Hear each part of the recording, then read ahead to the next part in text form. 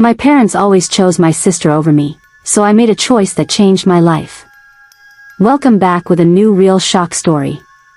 Before we start, comment and tell me which city you're watching from. At the end, don't forget to subscribe and rate it from 0 to 10. Let's enjoy the story, everyone. I always thought my parents loved me the same way they loved my sister. I really did. I tried so hard to believe it, even when my heart kept whispering otherwise. Every morning, I would wake up, get dressed, and force myself to smile, thinking that if I could just be the perfect kid, maybe they would notice me. But no matter what I did, it never felt like it was enough. My sister Ella was always the golden child, the one whose ideas were praised, whose voice mattered, whose choices were celebrated, even when she barely tried. And me? I was just invisible.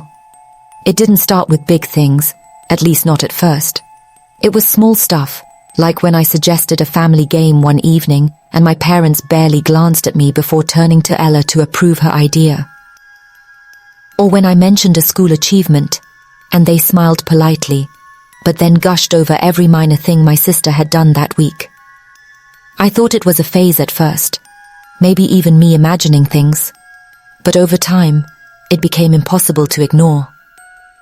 Every ignored opinion, every dismissed thought, every night feeling like I didn't matter. It built up like a storm I couldn't control. I tried to stay quiet. I really did. I thought if I just kept my head down, avoided conflict, and did everything right, it would eventually change. But it didn't. Instead, the unfairness got louder. The favoritism became a constant echo in every corner of our home. I remember sitting at the kitchen table one night, staring at the homework I had spent hours on, and listening to Ella chatter about something silly she had done at school. My parents laughed at every word she said, their faces bright with pride, while I sat there, holding my pen like it was a lifeline, feeling smaller than I ever had before. And I wondered, why wasn't I enough? Why couldn't they see me the way they saw her? Then came the night I realized that maybe it wasn't just about me being ignored. It was something deeper, something that had been happening all along. I had been blamed for things I didn't do, punished for mistakes that weren't mine, and compared to my sister in ways that left me feeling like I was constantly failing. I remember one evening when I accidentally knocked over a cup of juice. I was apologizing before the spill even hit the floor, and my parents scolded me harshly. Minutes later, Ella spilled a whole bowl of cereal onto the floor, and they laughed it off, even helping her clean it up with smiles. That night, something inside me cracked. I realized that it wasn't my fault. It wasn't me who was broken. It was the way I was being treated. From that moment, the feelings I had buried for years, anger, sadness, frustration, started rising like a tidal wave I couldn't contain. I began noticing patterns everywhere. How my opinions were dismissed at school events, how relatives always asked Ella questions first, how even strangers seemed to notice her in ways they didn't notice me. I felt trapped in a life where my worth was constantly questioned, and no matter how hard I tried, nothing seemed to change. I think the hardest part wasn't just being treated unfairly. It was pretending it didn't hurt. I would smile, laugh, and make jokes, all while inside I was screaming. Every night, I lay awake, staring at the ceiling, thinking about why my voice was invisible in the one place I should have mattered the most, my own home. I couldn't understand it. I kept asking myself, am I imagining this? Am I just too sensitive? But deep down, I knew the truth. The truth was that I was being silenced, not by the world, but by the people I trusted most. Then, one evening, something happened that changed everything. My parents were discussing a big family decision, something that would affect all of us. And as usual, they asked Ella first. She gave her opinion. They nodded, smiled, and took her side without hesitation. When I tried to speak, my words were ignored, brushed off, as though I hadn't even existed in the room. I felt my chest tighten, a rush of heat and anger surging through me. My hands clenched into fists under the table. For the first time, I realized that staying silent wasn't protecting me. It was just letting the unfairness continue.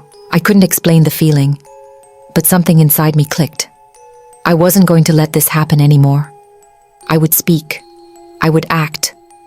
I didn't yet know how, but I knew the first step had to be mine. That night, as I lay in bed, heart racing and mind buzzing, I made a promise to myself. I would no longer be invisible. I would no longer let them decide who I was. The storm inside me had begun, and I didn't know where it would end. All I knew was that my life was about to change, and I was finally ready to see what would happen if I refused to stay silent any longer.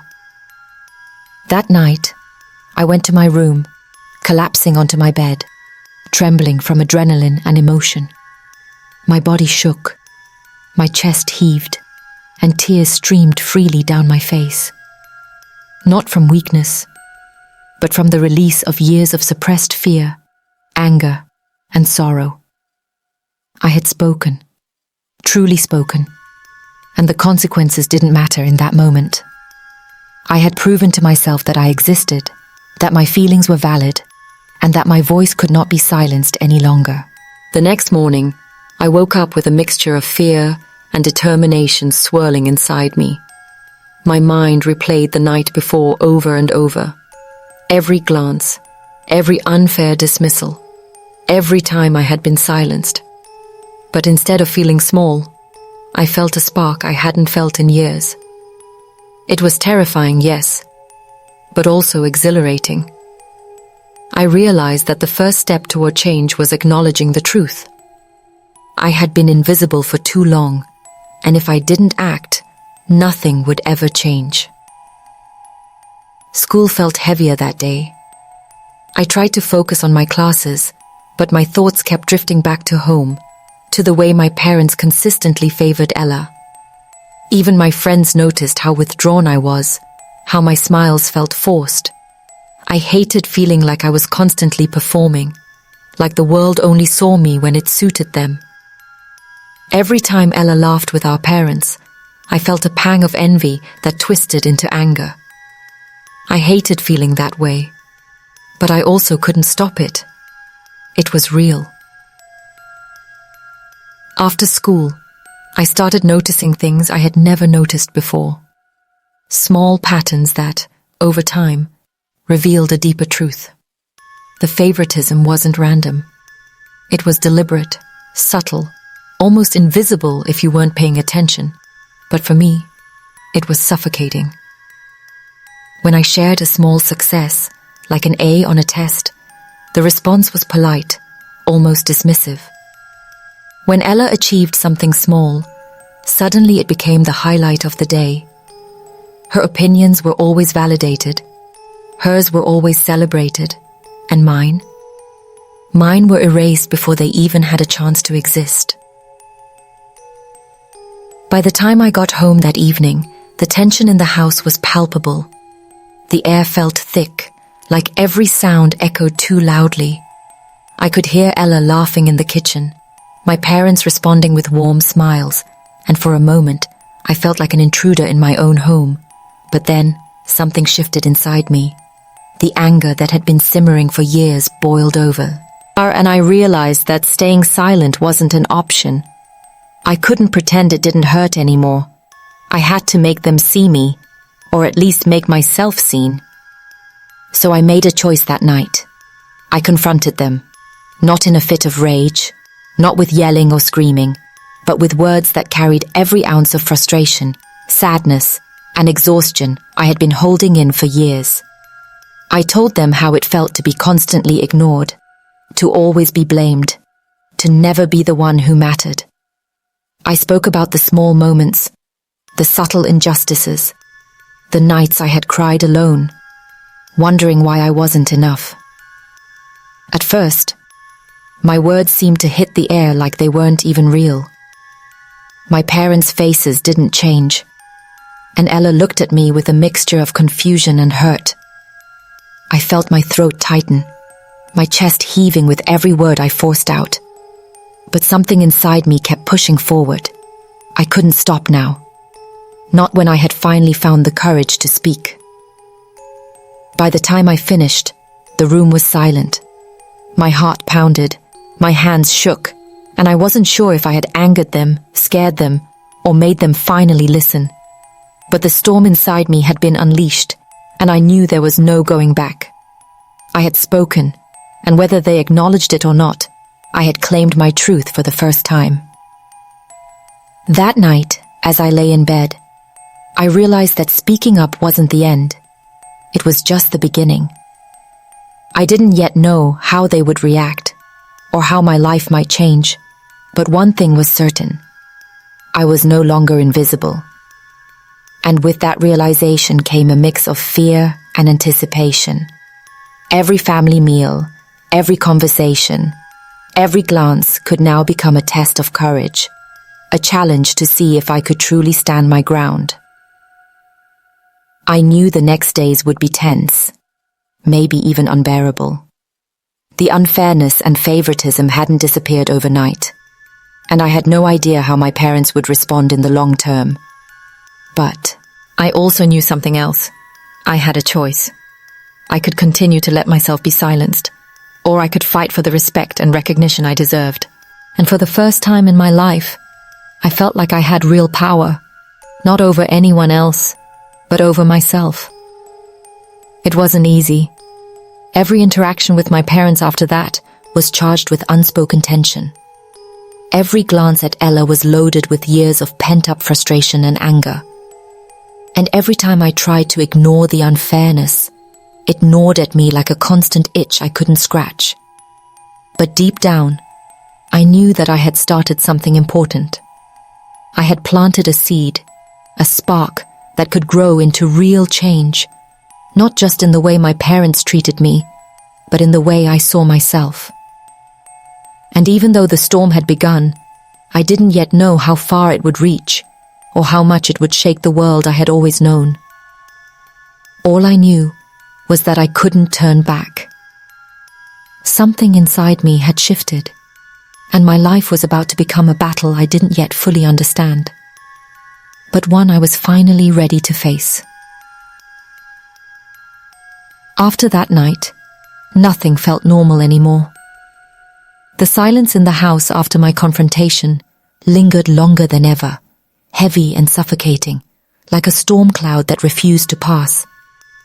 Every interaction felt charged, as if the air itself was holding its breath, waiting for the next eruption. My parents didn't yell, they didn't argue, they just stared at me in a way that made me feel exposed, like every thought, every feeling, every insecurity I had was suddenly visible to them. And Ella looked at me differently too. Her easy confidence faltered slightly, a flicker of uncertainty in her eyes, as though she realized for the first time that I wasn't invisible. At school, I felt a strange kind of energy buzzing in me, like the fire I had unleashed at home was spilling over. I noticed the small ways people treated me differently now. Teachers who had overlooked me began asking for my input. Friends who hadn't noticed me before started listening when I spoke.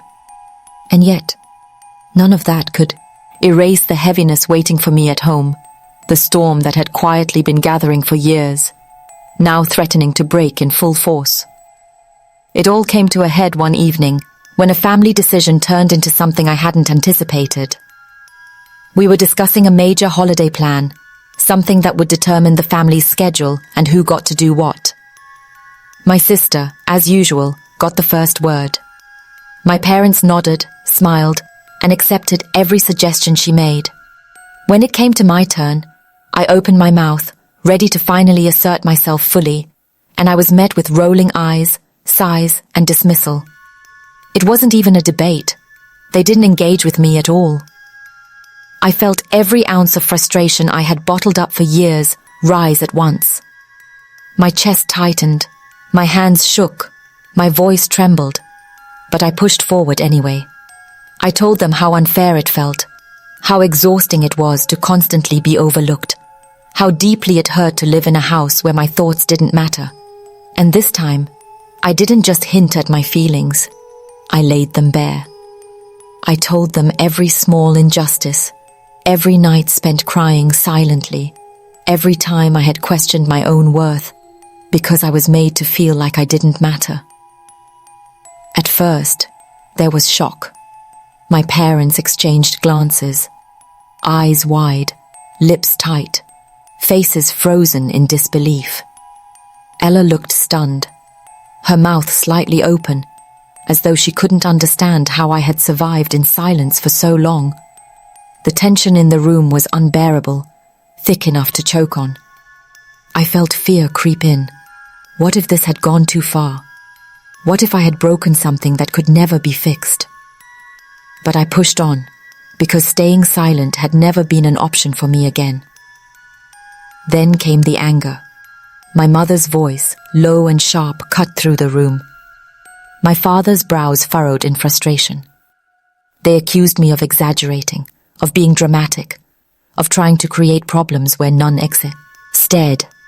My sister, tears welling in her eyes, clung to their side, silently reinforcing their words.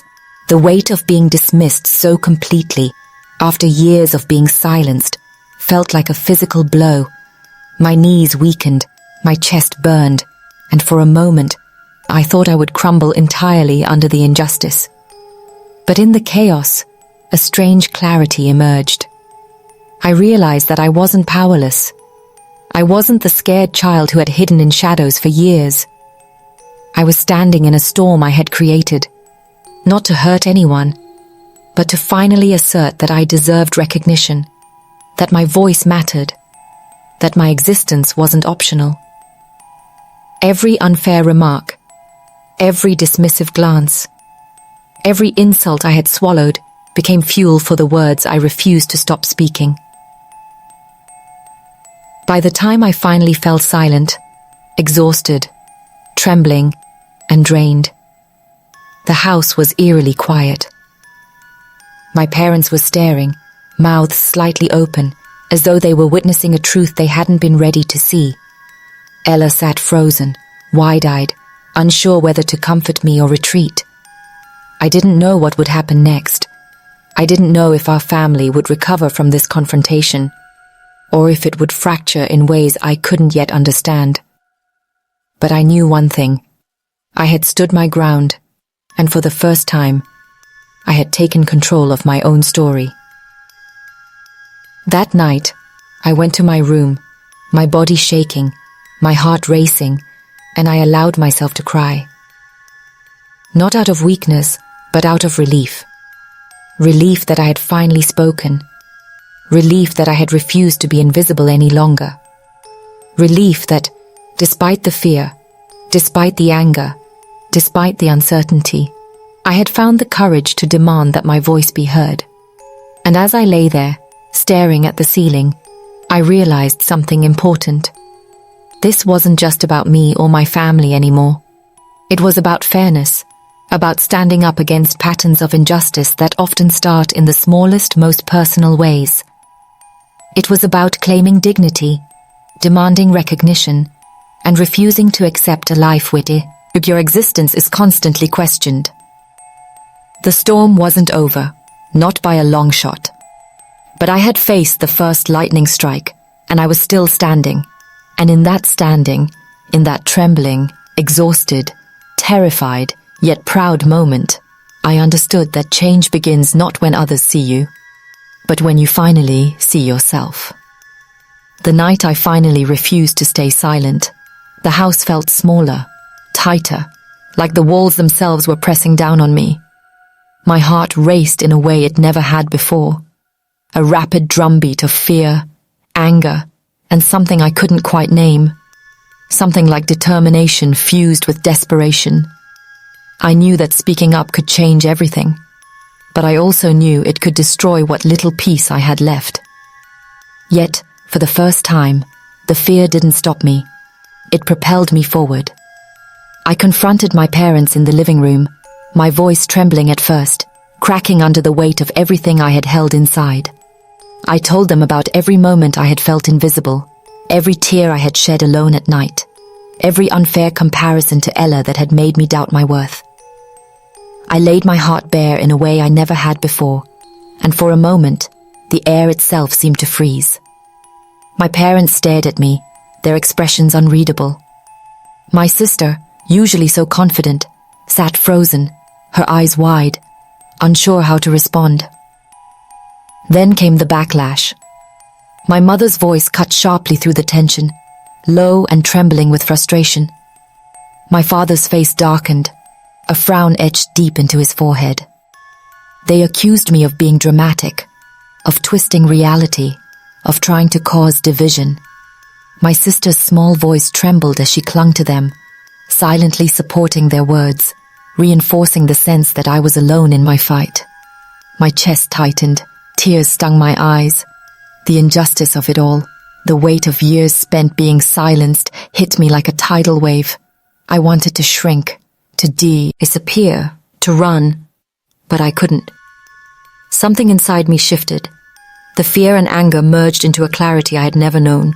I realized in that moment that this confrontation wasn't just about recognition or fairness anymore. It was about survival. I was no longer the quiet child who hid in the shadows, no longer the one who waited for permission to exist. I had found my voice, and I refused to let it be silenced. Every unfair word, every dismissive glance, every subtle blow I had endured became fuel, pushing me to speak louder, more boldly, more completely than I ever had before. The room seemed to pulse with tension. My parents' disbelief clashed with my raw emotion. Ella's eyes, once so bright and confident, now reflected shock and confusion. For a moment, I wondered if I had gone too far, if my words had fractured the fragile structure of our family beyond repair. But I pressed on, because I knew that silence would have been worse. I had to let them see the truth, even if it hurt everyone involved. And then, after what felt like an eternity, the room fell silent. The kind of silence that is heavier than words, heavier than arguments, heavier than any feeling I had ever known. My parents stared, mouths slightly open, as if finally realizing the magnitude of the years I had spent being ignored. Ella sat frozen, processing what she had just witnessed. And I, shaking, exhausted, heart pounding, realized something incredible. I had survived. I had stood my ground. And though the aftermath was uncertain, I had taken control of my own story for the first time in my life. That night, I went to my room, collapsing onto my bed, trembling from adrenaline and emotion. My body shook, my chest heaved, and tears streamed freely down my face, not from weakness, but from the release of years of suppressed fear, anger, and sorrow. I had spoken, truly spoken, and the consequences didn't matter in that moment. I had proven to myself that I existed, that my feelings were valid, and that my voice could not be silenced any longer. But even in that moment of relief, I knew the storm wasn't over. My parents' perception of me had shifted. My sister's innocence had been shaken, and the house would never feel quite the same. I didn't know if the next days would bring understanding, resentment, or a complete fracture of the family I had known all my life. What I did know was that I had faced the most terrifying, heartbreaking, and pivotal moment of my life, and I had come out standing. As I lay there, staring at the ceiling, heart still racing, I couldn't help but ask myself the question that would haunt me for years to come. Could they ever truly see me? Or had the damage already been done? And even if they couldn't, I realized something far more important. I had finally seen myself. After that night, life didn't magically become perfect. My parents didn't suddenly see me as equal to Ella, and my sister didn't instantly understand everything I had felt. The house was quieter in some ways, heavier in others, like we were all treading carefully on fragile ground. But something had shifted inside me, a spark I hadn't known existed before. For the first time, I felt truly seen, not by them, maybe, but by myself. I had claimed my voice, my worth, my right to exist fully, and that changed everything.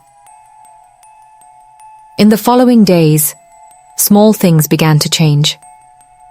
My parents started listening, not perfectly, not consistently, but in ways they hadn't before. I noticed subtle gestures, a pause before they dismissed me, a slightly softer tone, a question that invited my input instead of ignoring it. Ella, too, seemed to hesitate more before assuming she would always get her way. It wasn't dramatic or immediate, but it was real, and that mattered. I realized that sometimes the first step toward change isn't shouting, or winning arguments, or forcing people to see. They just need a spark to ignite awareness, and that spark can start with one voice refusing to be silent. Looking back, I understand now that the unfairness I endured wasn't just personal. It mirrored patterns I see every day in the world. People being dismissed because of who they are, their voices minimized because of bias, favoritism, or systemic injustice. My story isn't unique. It's a reflection of countless experiences, small and large, that quietly chip away at self-worth. And while my struggle began at home, it's a reminder of how crucial it is to speak up, to assert your dignity, and to refuse to let silence define your life. I won't pretend it was easy. There were moments I doubted myself, moments I wished I could disappear and pretend none of it mattered. But each time I reminded myself that my feelings were valid, that my experiences mattered, that I deserved recognition, I grew stronger. And even though the journey isn't over, I now know that my courage to act, to speak, to stand up, can ripple far beyond just one conversation or one family. So I ask you, how many times do we swallow our feelings, pretend we're invisible, let unfairness continue, just to avoid conflict? How many moments do we lose because we fear speaking up? My story is mine, but it belongs to everyone who has ever been silenced, dismissed, or made to feel invisible.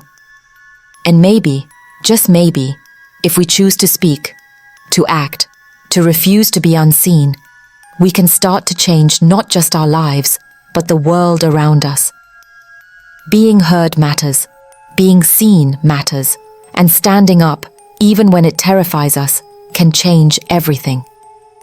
I don't know what the future holds for my family, for Ella, or for me, but I do know this. I finally claimed my voice, and I will never let it be silenced again.